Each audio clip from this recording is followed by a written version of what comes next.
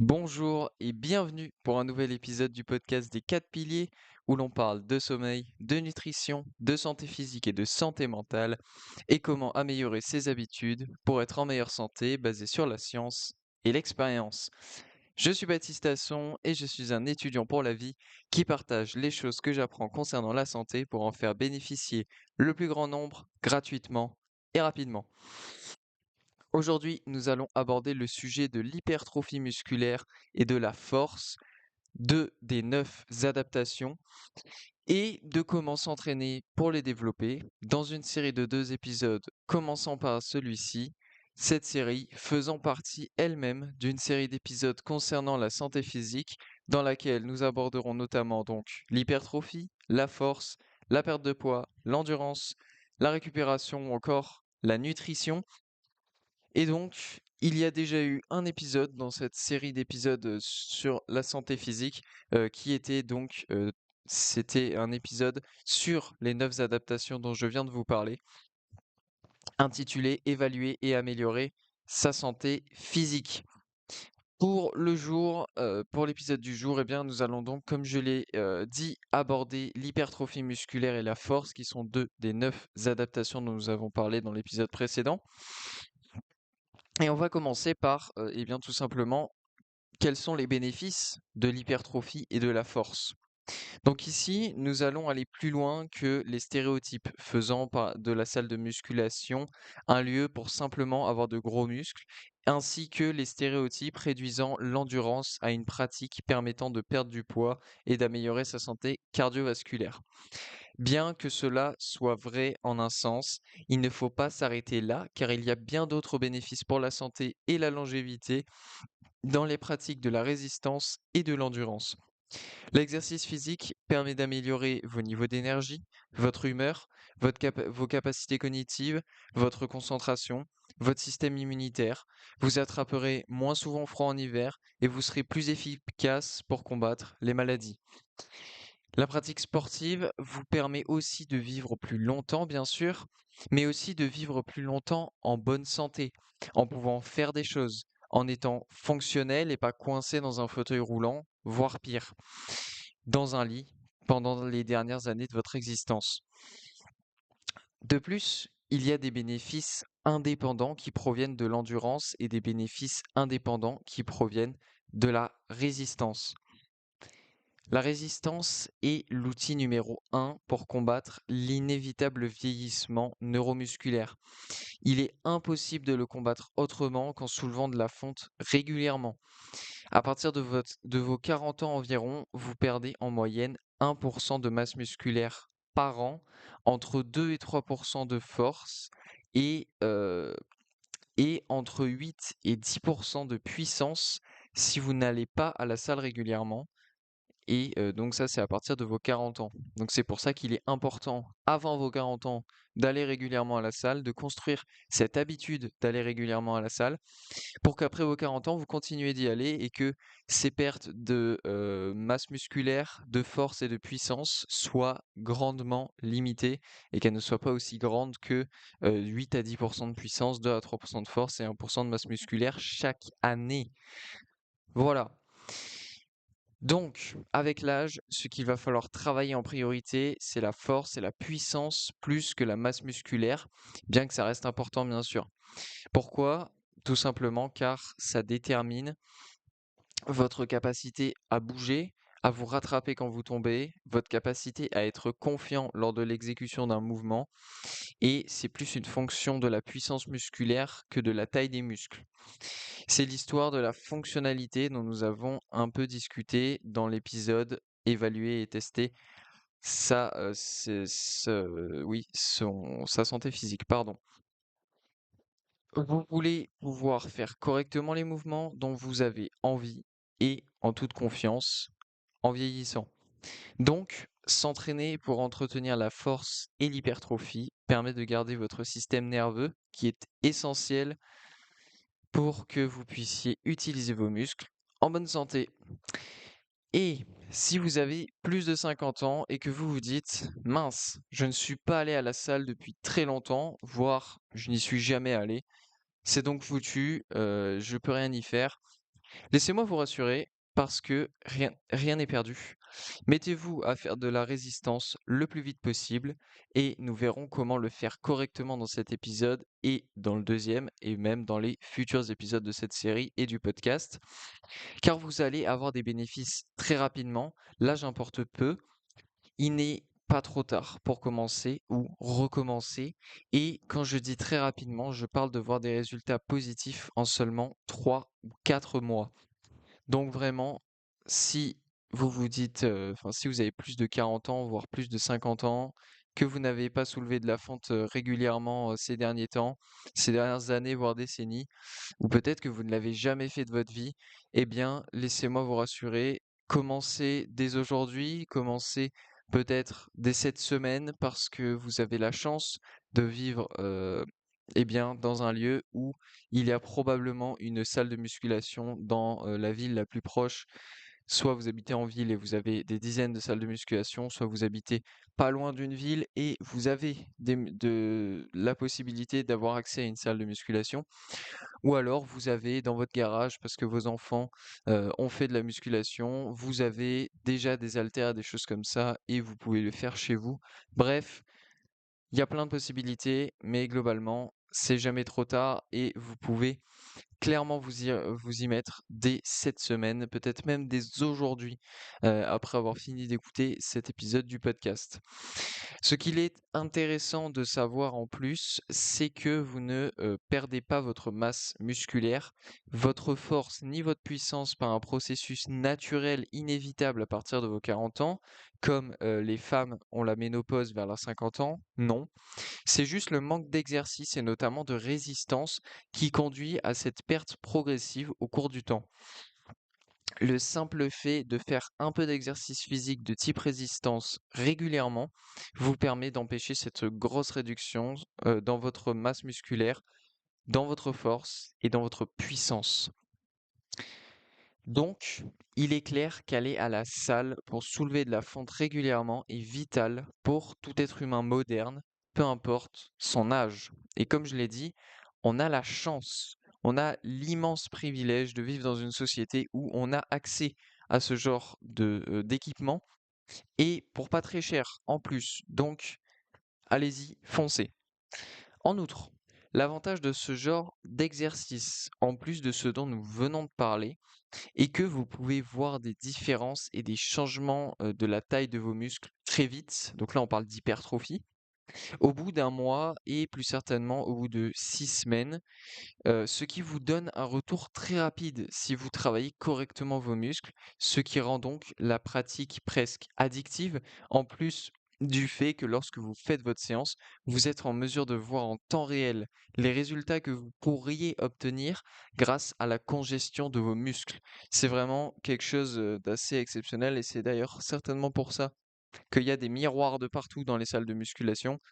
C'est pour qu'on joue un peu notre narcisse et puis qu'on puisse admirer donc nos muscles congestionnés et se dire, OK, je peux avoir des muscles qui atteignent cette taille-là dans le futur si je continue à travailler. Et ça continue à vous motiver, à vous donner ce petit shoot de dopamine qui vous permet donc de revenir la fois d'après, etc., etc. Donc maintenant, on va rentrer plus en profondeur sur la force et l'hypertrophie. Qu'est-ce que la force? La force, c'est tout simplement la capacité à mettre de la force en bougeant une charge avec un muscle, un groupe de muscles ou un mouvement complet du corps. Pour l'hypertrophie, ça tient en 3 mots, taille des muscles. Voilà, c'est pas compliqué. L'hypertrophie, c'est la taille de vos muscles.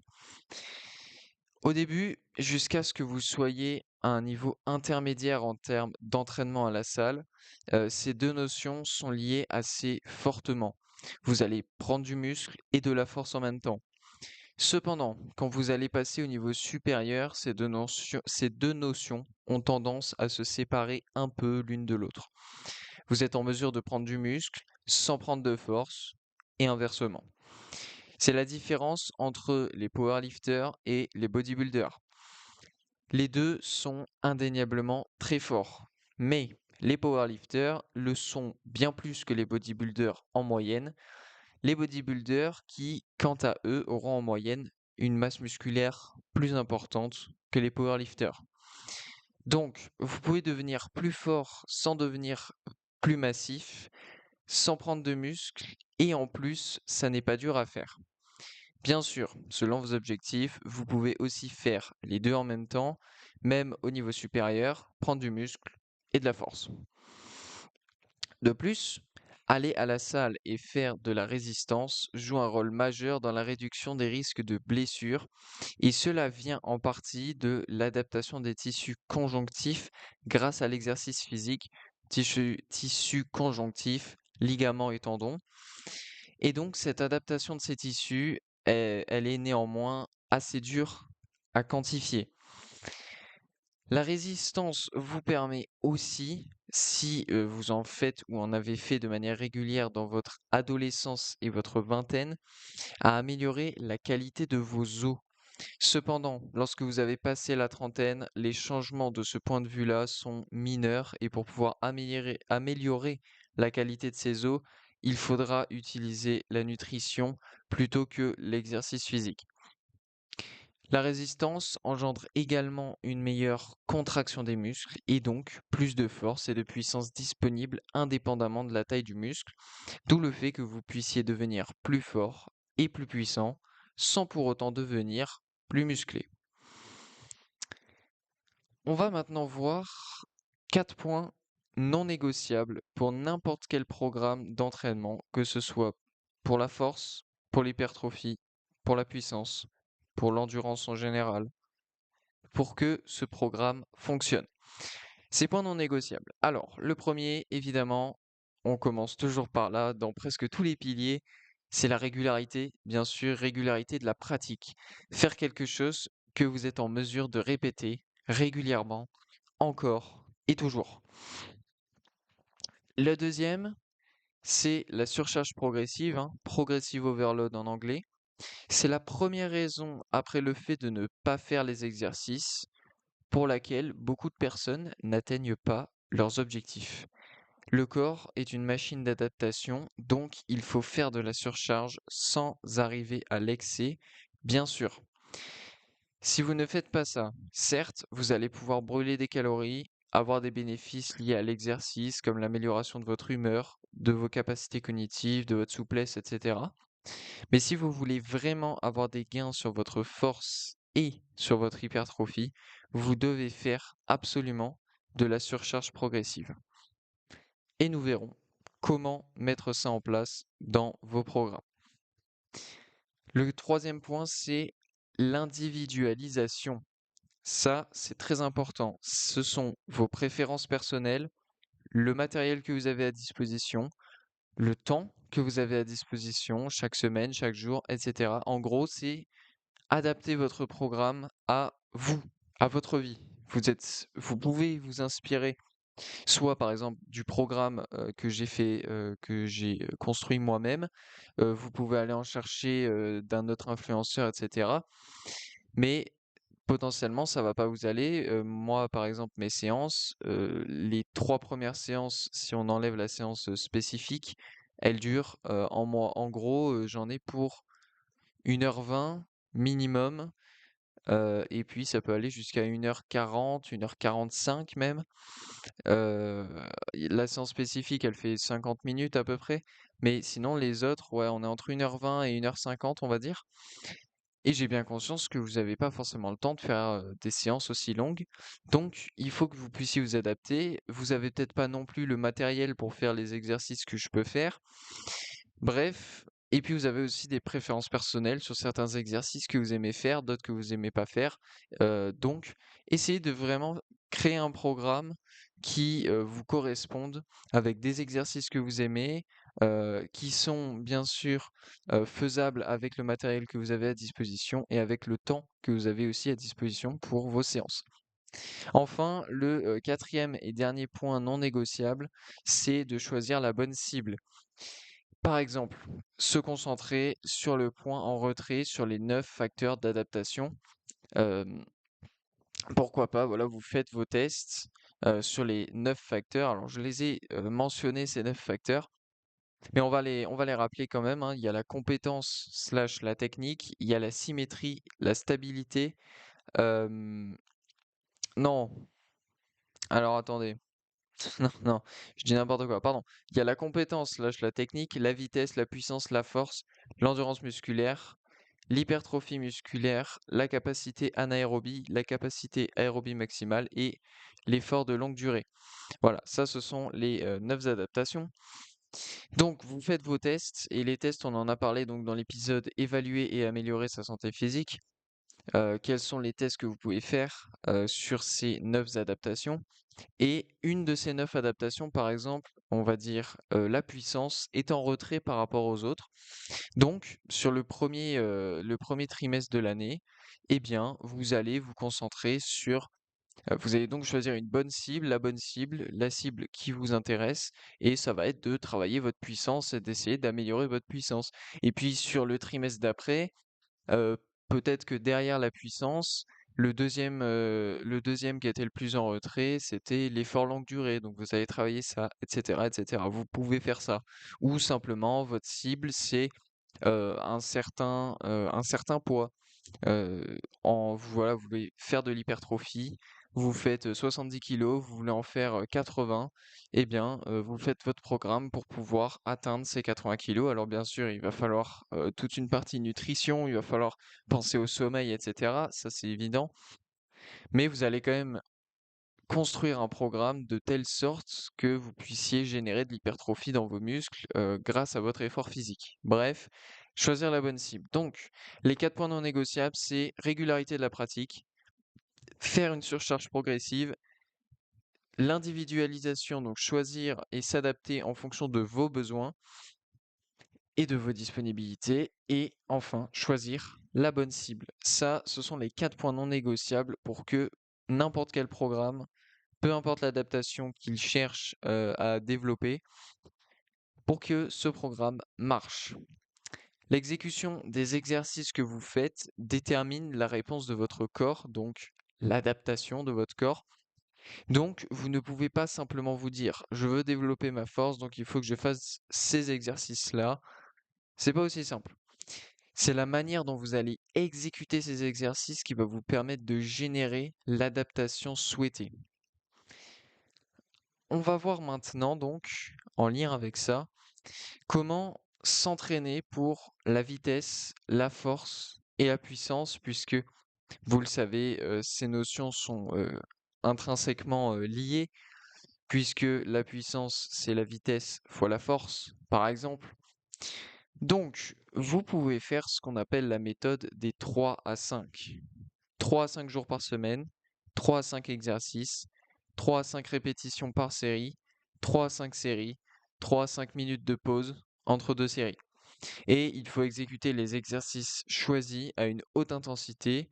Ce point est crucial. Vous ne pouvez pas améliorer ni votre vitesse, ni votre force, ni votre puissance sans un effort de haute intensité. Naturellement, vous allez travailler avec une charge sous-maximale et la question est de savoir à quel point vous pouvez la soulever rapidement. Au cours du temps, vous devez bien sûr progressivement augmenter votre charge de travail, hein, cette surcharge progressive dont nous avons parlé, de l'ordre de 3 à 5 par semaine. Encore une fois, les 3 à 5. Cela ne signifie pas que vous ne pouvez pas faire autre chose dans votre semaine ou même dans vos séances. Vous pouvez très bien finir en 20-30 minutes vos exercices de vitesse, de force ou de puissance avec cette méthode et enchaîner sur de l'hypertrophie ou même de la capacité anaérobie, car ce type d'entraînement est peu fatigant pour vos muscles, pardon, hein, car les séries sont très rapides et le temps de pause est très long. Donc globalement, pour vitesse, force et puissance, il faut une charge qui est lourde, il faut une intensité très élevée, mais il y a très peu de séries, très peu de répétitions et beaucoup de temps de pause. Donc c'est pas quelque chose qui est fatigant musculairement. Ça veut pas dire que les 3 à 5 répétitions ne sont pas difficiles à faire, surtout que vous devez les faire les plus rapidement possible, le tout sans vous blesser bien sûr. Mais ça veut dire que quand même, 3 à 5 minutes de pause, vous transpirerez que très peu. Donc c'est pour ça que vous pouvez derrière enchaîner avec, eh bien, un autre, type tout simplement d'entraînement. Tout cela dépend de vos objectifs. Si vous voulez atteindre un seul objectif très précis, par exemple augmenter votre force sur les 8 prochaines semaines, alors vous préférerez opter pour une périodisation dite linéaire de vos entraînements, c'est-à-dire ne faire que des séances et des exercices qui sont spécifiques à l'accomplissement de cet objectif. Cette périodisation linéaire de vos entraînements vous permet de rester concentré sur un seul objectif et donc de l'atteindre plus rapidement que si vous vous dispersez à faire d'autres choses. Le seul bémol est que vous ne travaillez qu'une seule adaptation à la fois et ce pendant plusieurs semaines, ce qui veut dire que vous perdez forcément un peu de capacité dans vos autres adaptations. Une seconde périodisation, que vous pouvez faire est celle dite ondulée, c'est-à-dire, le travail de plusieurs adaptations sur la même période. C'est moins spécifique, mais ça permet de ne pas perdre autant qu'avec la périodisation, dite linéaire. C'est pourquoi il est important d'avoir une vision claire de vos objectifs sur au moins les 12 prochaines semaines et même sur l'année entière. Si vous pouvez, c'est encore mieux. Désormais, nous allons nous intéresser à l'échauffement. On en a déjà parlé dans des épisodes du podcast. Je pense que c'était dans les tout premiers épisodes du podcast sur la santé physique, hein, ça doit être le deuxième de santé physique après les microplastiques. On avait parlé d'échauffement déjà là, et bien on va en reparler. L'échauffement, bien sûr, il dépend de chaque individu. Certains sont capables d'atteindre les meilleures performances après peu de volume et d'autres ont besoin d'un échauffement bien plus long. Il faut ajuster son échauffement aussi en fonction de l'objectif recherché. Vous n'allez pas vous échauffer de la même manière si vous travaillez votre force, votre vitesse ou votre puissance que si vous travaillez l'hypertrophie de vos muscles. Car il faut que l'intensité pour les 3 premiers, il faut de l'intensité, pardon, pour les 3 premiers pour générer l'adaptation, alors qu'il faut du volume pour l'hypertrophie, pour générer l'adaptation. Si vous faites un échauffement trop long alors que votre but c'est l'hypertrophie, vous allez compromettre votre volume d'entraînement à cause de la fatigue musculaire générée par cet échauffement. C'est le contraire pour la force, la vitesse et la puissance. Afin de causer l'adaptation, il faut pouvoir travailler à haute intensité, donc tant que vous n'êtes pas à 100%, vous ne commencez pas votre séance et vous continuez à vous échauffer jusqu'à ce que votre mobilité soit bonne, euh, jusqu'à ce que vos sensations, jusqu'à ce que les sensations de vos articulations soient bonnes, que vous vous sentez frais, activé et que vous vous sentez vraiment à votre pic de puissance. N'importe quoi en dessous de ça constitue une série concrètement d'échauffement. Pour n'importe quel type d'échauffement, on peut le résumer globalement en 3 questions. La première, vous sentez-vous prêt à travailler?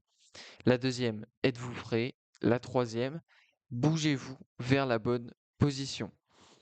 Et si ces points sont vérifiés, il n'est pas très grave si vous commencez votre séance un peu plus tôt pour préserver de l'énergie pour votre séance et en particulier si vous êtes le type de personne étant vite fatigué musculairement par un échauffement. Cependant, il est conseillé d'avoir un échauffement global avec des mouvements de tout le corps, comme par exemple des jumping jacks, faire de la corde à sauter, des montées de genoux, des talons-fesses pendant 5 minutes environ.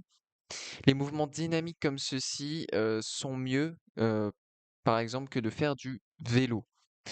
Après ça, il y a l'échauffement spécifique dont nous avons donc parlé dans ces, épisodes, du, début du podcast des 4 piliers. Il n'est pas nécessaire, à part si vous voulez avoir de la pratique pour un nouvel exercice ou pour développer la technique sur cet exercice. Idéalement, vous faites en premier dans votre séance l'exercice le plus important pour votre objectif, peut-être l'exercice même le plus complexe, sollicitant plusieurs articulations à la fois. Pour revenir un peu quand même sur l'échauffement spécifique, donc qu'est-ce que c'est? L'échauffement spécifique, ça consiste à faire plusieurs, soit une seule série d'échauffement avec la moitié, le tiers, en tout cas avec moins de charge que la charge de travail. Et donc ça vous permet, comme on l'a dit, de pouvoir pratiquer un nouvel exercice et de pouvoir pratiquer sa technique, donc de pouvoir chauffer un peu votre corps au mouvement que vous vous apprêtez à faire avec la charge de travail. Personnellement, je fais pas le même protocole que celui que j'ai pu donner dans l'épisode du podcast au tout début, qui était un protocole où il fallait faire, il me semble, une série de 12 répétitions, une série de 4 répétitions, une série de 2 peut-être, ou 12-6-4 peut-être, quelque chose comme ça. Personnellement, je fais une seule série. Généralement, j'essaie d'aller jusqu'à 30 répétitions si je le peux, et la plupart du temps, je peux.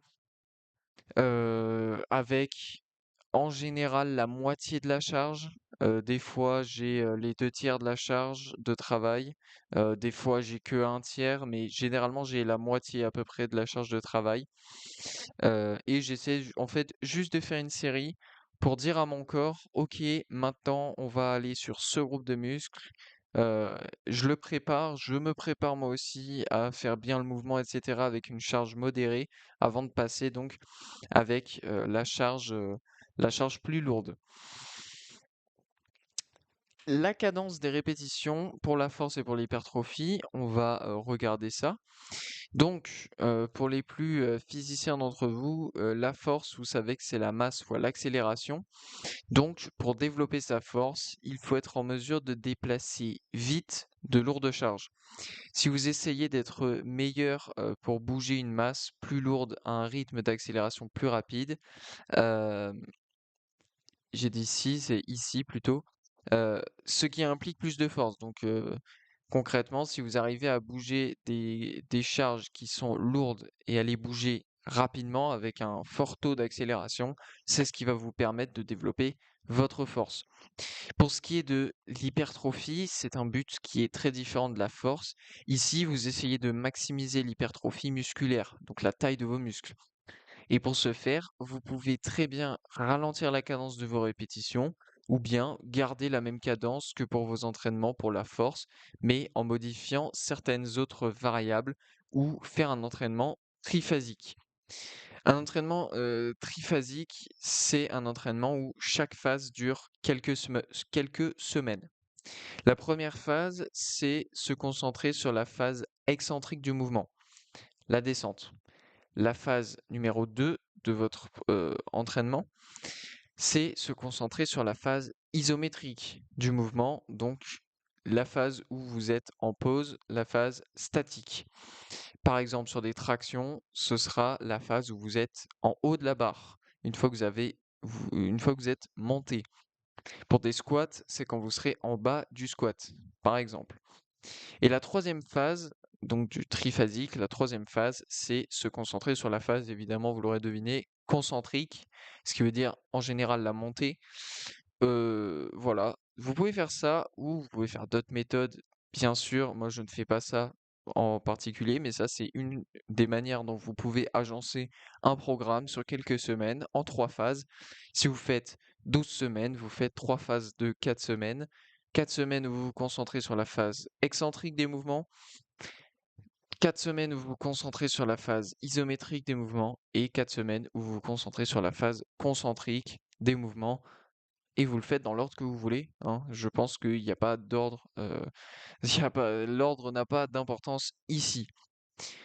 Maintenant, attention, nous avons parlé de déplacer des charges rapidement, mais cela signifie de le faire le plus vite possible de manière totalement contrôlée, car sinon vous risquez inévitablement de terribles blessures. Ça, ça va de soi, mais je préfère quand même le spécifier. Pour développer sa force sans trop d'hypertrophie, qu'est-ce que vous pouvez faire? Eh bien, vous pouvez, en termes de cadence, faire 3 secondes, 1 seconde, 1 seconde. 3 secondes, phase excentrique, la descente, 1 seconde d'isométrique, 1 seconde de montée. Donc, en gros, vous êtes un peu plus lent sur la descente, vous restez à peine en phase isométrique, en statique, et vous remontez le plus rapidement possible. Donc, on va dire 1 seconde. Pour la phase concentrique, donc, il faut essayer, comme je viens de le dire, de l'effectuer le plus vite possible, mais encore une fois, en toute sécurité, bien sûr. Pour ce qui est de l'hypertrophie, vous pouvez, en termes de cadence, vous pouvez garder le 3 secondes, 1 seconde, 1 seconde. Vous pouvez faire 3 secondes, 1 seconde, 2 secondes. En gros, c'est juste la charge de travail et le volume hein, qui vont changer par rapport à la force. Pour la puissance, qu'est-ce que vous pouvez faire en termes de charge? C'est entre 30 et 70% de votre one rep max, hein, donc de votre maximum sur une répétition.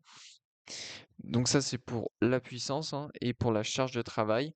Et pour la puissance, c'est à peu près comme la force, hein, 3-1-1, ça me paraît bien. Pour la force, eh bien, en termes de charge de travail, il est conseillé de prendre plus de 70% de votre maximum sur une répétition. De plus, il n'y a aucun problème à aller jusqu'à l'échec pour développer votre force. Pour avoir son maximum sur une répétition, il faut avoir au moins, on va dire, 1 an de musculation de manière régulière. Il ne sert à rien de faire les tests si vous êtes un débutant. Vous avez simplement à soulever de la fonte proche de l'échec en faisant de la surcharge progressive pour prendre du muscle et de la force au début. Concrètement, pour la force, vous voulez soulever de lourdes charges le plus vite possible sans vous blesser. Et pour l'hypertrophie, vous voulez travailler avec une charge vous permettant de faire suffisamment de volume. Si vous n'avez pas assez de matériel, de poids et de barres pour faire vos séances, vous pouvez stimuler l'hypertrophie en jouant sur la cadence plutôt que sur le nombre de répétitions, avec par exemple 5 secondes de descente, 2 secondes de pause, 3 secondes de montée à la place du 3 secondes, 1 seconde, 2 secondes. Voire vous pouvez faire encore plus long, comme 10 secondes, 10 secondes, 10 secondes. Par exemple, admettons que vous êtes en vacances, vous avez pas accès à de la salle, et cetera, bah, vous pouvez faire des pompes, vous avez peut-être accès à de quoi faire des tractions, on sait jamais. Vous pouvez faire des squats, peut-être même lester si vous avez un sac à dos. Bref, vous pouvez faire pas mal de choses, hem, avec, du mobilier, donc peut-être même réussir à faire des dips et donc vous jouez sur la cadence plutôt que la charge forcément parce que vous avez pas forcément de charge. Et vous pouvez faire ça donc dans votre chambre d'hôtel ou dans votre Airbnb concrètement. Une question que l'on peut légitimement se poser, c'est comment respirer pendant nos séries. Si concrètement vous pouvez finir la série sans respirer encore une fois attention, euh, un, euh, un one rep max, pardon. Faites-le car le plus souvent c'est mieux. Donc en gros, si vous testez votre one rep max, votre maximum sur une répétition, sur un exercice en particulier, admettons les extensions quadriceps, si vous pouvez faire tout le mouvement sans respirer, c'est mieux. Maintenant, évidemment, vous n'allez pas faire du one rep max à chaque séance. Donc il y a des séances où vous allez faire eh bien, plusieurs séries de plusieurs répétitions. Donc, ce que je fais, c'est en général inspirer sur la phase excentrique et expirer sur la phase concentrique. Et je pense que beaucoup de personnes font la même chose.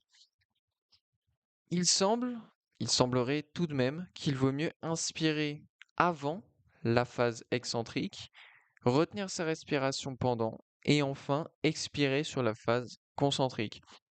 Vous devez vous assurer que vous inspirez lorsque vous êtes dans une position sûre, c'est-à-dire pas quand la barre est sur votre cage thoracique, si vous faites par exemple du développé couché, mais quand vos bras sont tendus et bloqués en haut du mouvement, parce que évidemment, quand vous allez inspirer, vous le savez très bien, votre cage thoracique va avoir tendance à s'étendre, à prendre du volume. Donc si vous avez la barre dessus, vous allez avoir du mal à inspirer beaucoup d'air. Et si vous êtes en hypoxie, c'est pas cool.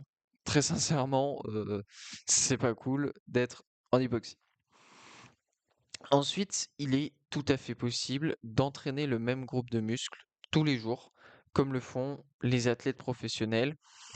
Tout est alors question du type de mouvement et du volume d'entraînement. Par exemple, pour la vitesse et la puissance, vous travaillez avec une charge assez faible, donc vous n'avez pas besoin de prendre 2 jours de repos entre 2 séances, car encore une fois, ce type d'entraînement est très peu fatigant pour les muscles. Surtout si en plus vous faites la méthode des 3 à 5, voilà, vous allez potentiellement plus aller sur 5 jours par semaine que 3. Après, encore une fois, on revient sur l'individualisation. Heu, Concrètement, la méthode des 3-5, c'est 3 à 5 jours par semaine où vous faites votre séance. Si vous ne pouvez faire que 3 jours par semaine, faites 3 jours par semaine. C'est pas parce que vous pouvez pas faire 5 que vous n'allez pas en faire du tout. Donc, encore une fois, ça revient à quel est votre emploi du temps, comment est-ce que vous pouvez gérer tout ça. Mais c'est vrai que voilà, si vous faites la méthode des 3-5, on va dire que vous faites 5 jours par semaine, que vous faites, euh, ouais, même si vous faites 5 séries pour, à chaque fois, 5 séries de 5 répétitions avec 3 minutes de pause, hein, on prend un cas extrême, avec 3 minutes de pause entre chaque exercice et entre chaque série. Voilà, même en faisant ça, vous pouvez vous entraîner lundi, mardi, mercredi, jeudi, vendredi. Le samedi, dimanche, vous faites autre chose. Et même avec ça, voilà, vous ne générez pas beaucoup de fatigue musculaire. Donc, vous pouvez clairement travailler et faire les mêmes séances, les 5 mêmes séances si vous avez envie. Donc, travailler à chaque fois les mêmes groupes de muscles, tous les jours, globalement. Pour terminer, une grosse erreur que font beaucoup de personnes et dont j'ai aussi été la victime, c'est de changer d'exercice et de programme bien trop souvent. Il faut idéalement garder les mêmes exercices pendant un minimum de 6 semaines et ce qui est encore mieux, c'est de les garder pendant une période de 10 à 12 semaines. Sinon, il vous sera très difficile de voir des progrès significatifs. Pour la simple et bonne raison que, en général, vous allez déjà mettre entre 3 et 4 semaines pour vraiment vous familiariser avec tous les exercices de votre programme.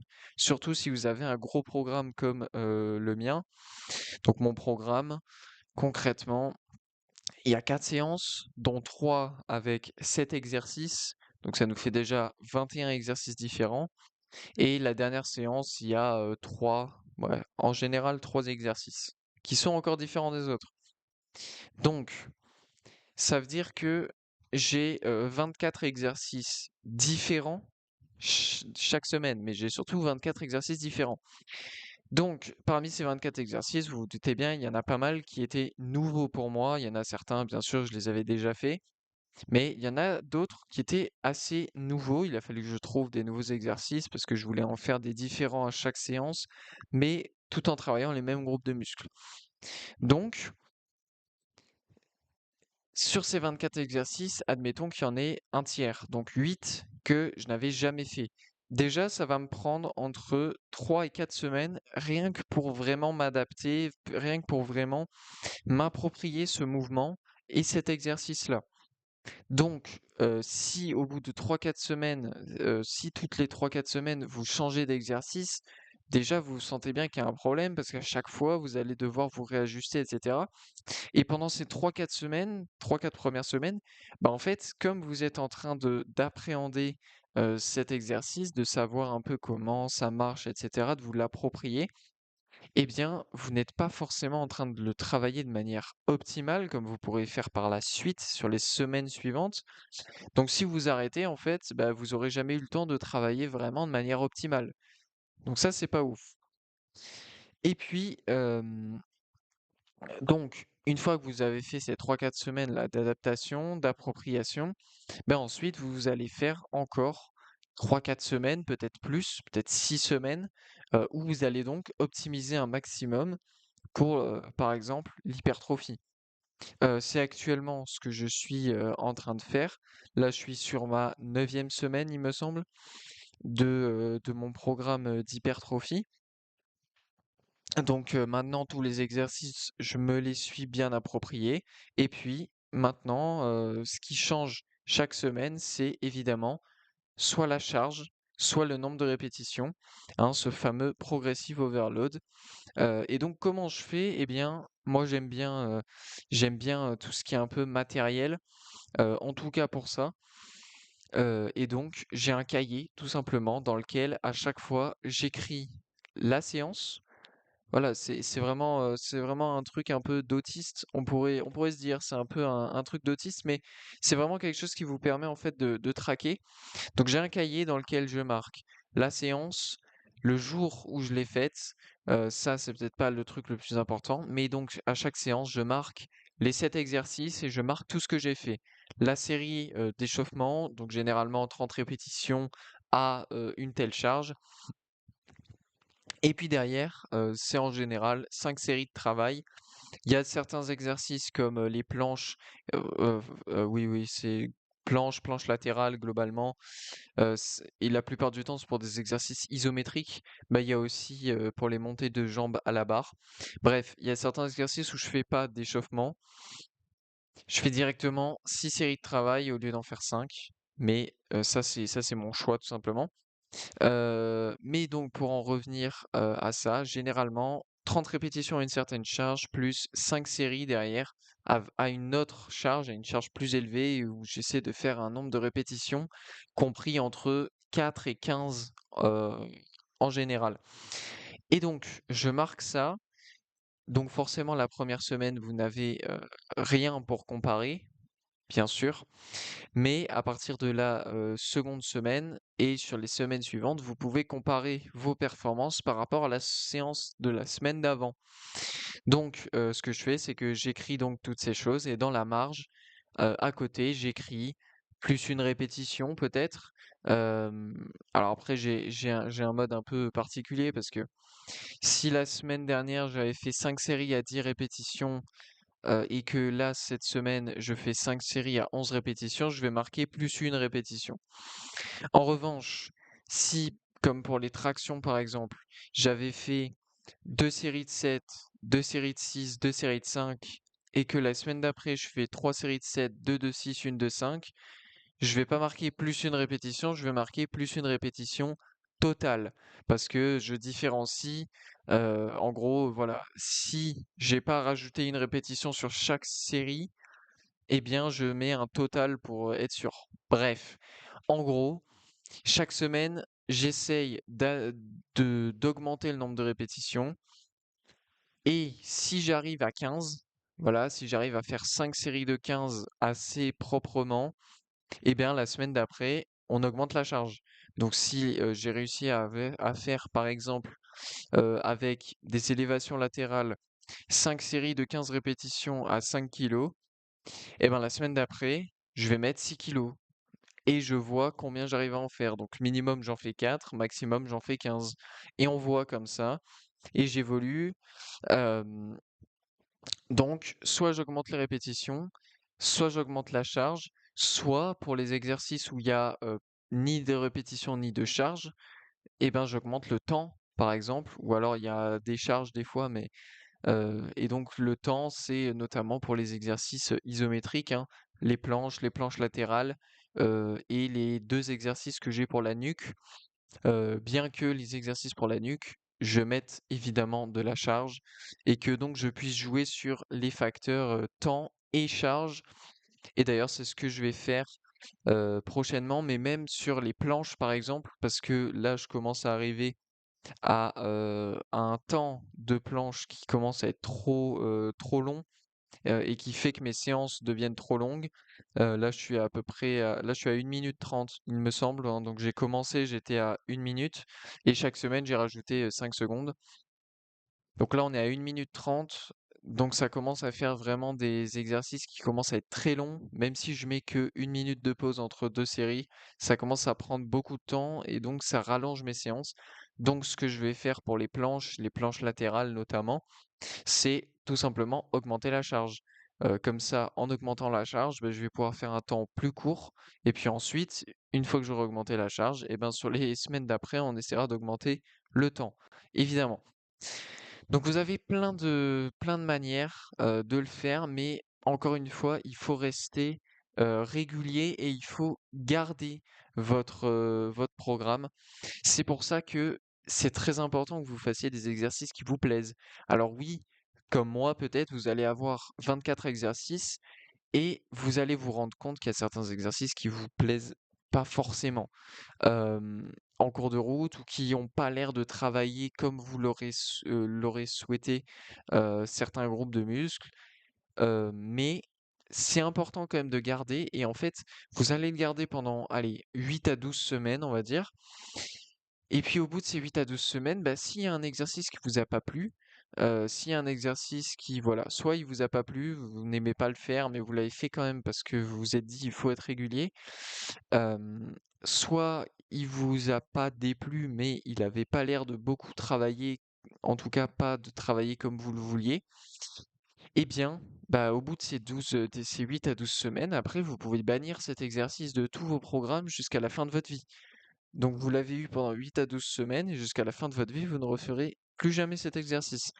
Donc c'est pour ça que c'est intéressant et c'est important, c'est pas très long. 8 à 12 semaines, en gros, c'est garder un programme sur un trimestre. Il y en a 4 dans l'année, donc c'est pas très long et c'est pour ça qu'il faut réussir à le garder et à rester comme ça. Et puis au bout de 8 à 12 semaines, voilà, admettons que vous avez travaillé l'hypertrophie, bah, peut-être que vous allez encore avoir envie de faire de l'hypertrophie derrière. C'est possible. Alors après, il faut faire gaffe aux autres adaptations et il faut faire gaffe de quand même travailler les autres adaptations à côté.